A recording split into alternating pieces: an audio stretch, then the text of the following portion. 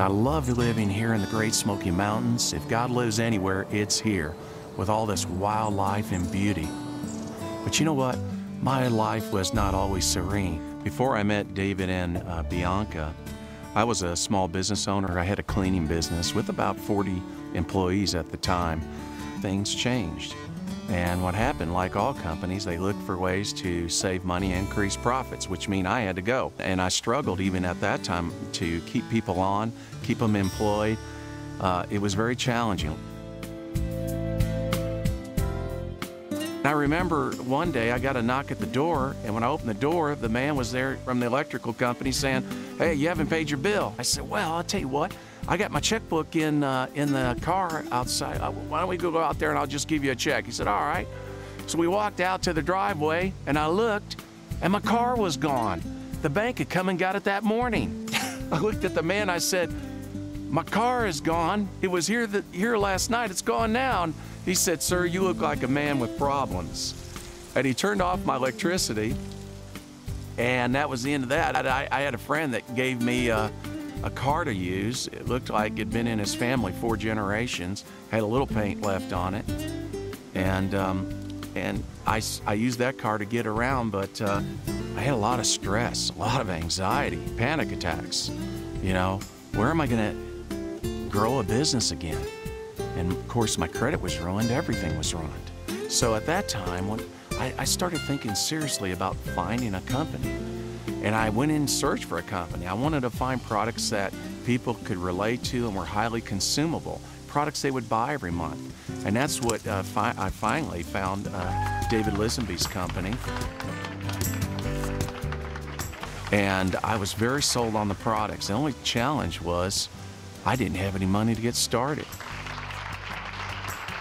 So I looked out and saw the only thing that was left from that business was a junk truck. And it hit me. I thought, I'll call the junkyard and see what they'll give me for it. So a man came out and said, "I'll give you $400. I said, "Take it." And away that truck went. And I put $200 into groceries because I didn't have much food in the house. And I put $200 into my business. I was able to buy my distributor kit and some products and get started. And my sponsor, he was gracious enough to send me a cell phone because I couldn't afford a phone bill. I remember when I first talked to Jeff, and I'd given Jeff a phone, and I said, "Look, this is a tool that will help you build your business, and you don't have a whole lot, but here, use this, use your contacts, talk to them, and just use the talent that you have to establish, you know, these relationships, all these people that you have on a list, and let's go to work and make it happen." And he burned the phone. He burned it up. This is my list. And I got on my phone and I started making phone calls. And at the time where I lived, I couldn't even get good reception. So I drove out in the hills of Tennessee into a cow pasture, closed the cattle gate, got out my notes on my hood, and I started making phone calls, setting up appointments. I went out and met with the people, just simple people that have families, jobs, children. They were not superstars in this business. We had one thing that we all wanted to be, and that was financially independent. And what happened was we grew our groups, we worked with our people, until finally, it didn't take long, I started making some serious money with 4Life Research. My groups grew, and they started spreading throughout the world in different countries. And at that time, I had not even left the United States. And so I got on a plane and I started my international experience of seeing the world, making great money, and traveling to Korea, to Taiwan, where I met my wife, Michelle. And then when we had our beautiful baby Arthur, we moved back to the place that is closest to my heart, and that is in the Great Smoky Mountains here. And we just love our life here. I love waking up to this beautiful creation and spending time with our children, being financially independent.